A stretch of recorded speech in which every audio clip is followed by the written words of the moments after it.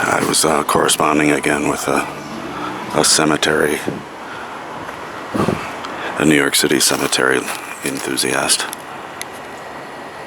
and I was reminded of this little cemetery over in Woodside, the Moore Jackson.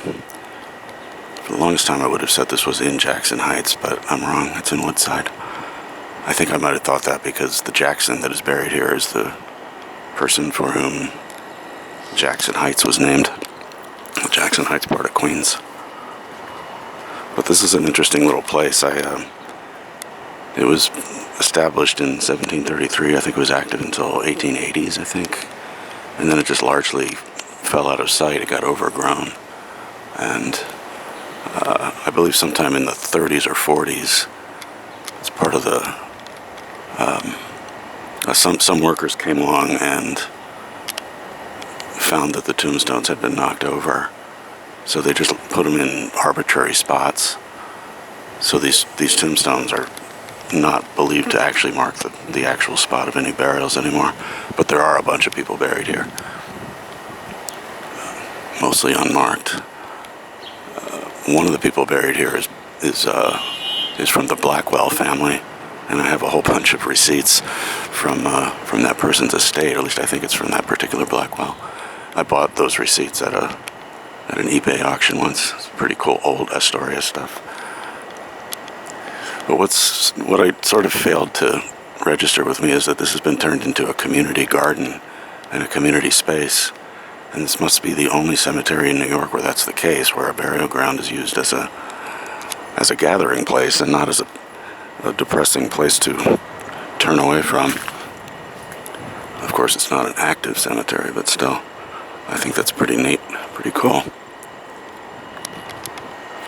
You can see all the garden stuff. That's not overgrowth. That's I don't know what it is, but it's not all overgrowth.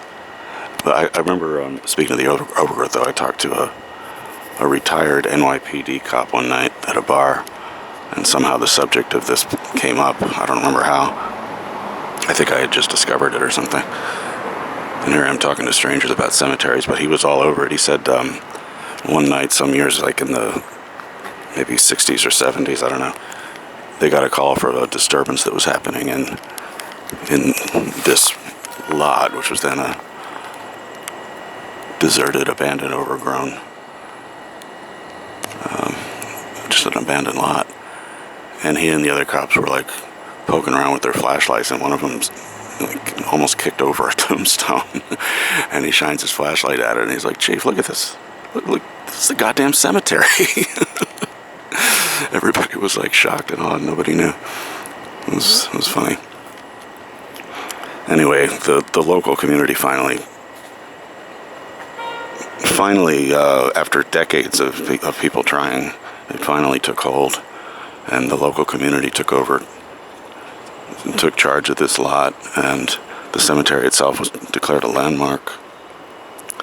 And it said that the neighborhood takes a lot of pride in this, in the work they've done here, and I can see why.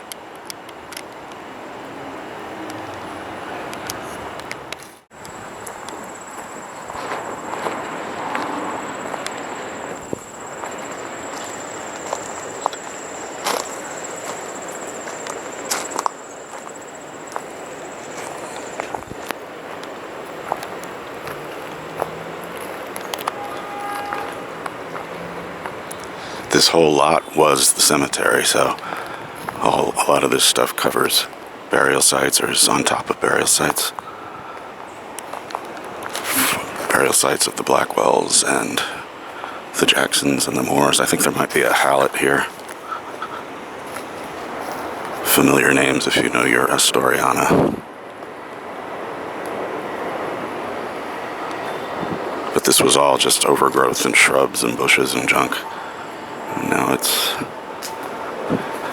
this. It's pretty cool.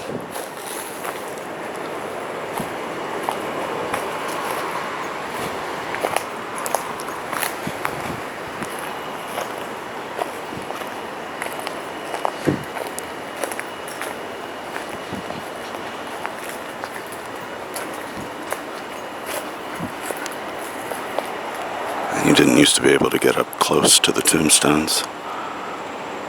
But like I said, none of these markers actually mark the actual burial site of anybody. Nobody knows exactly where the burials were, but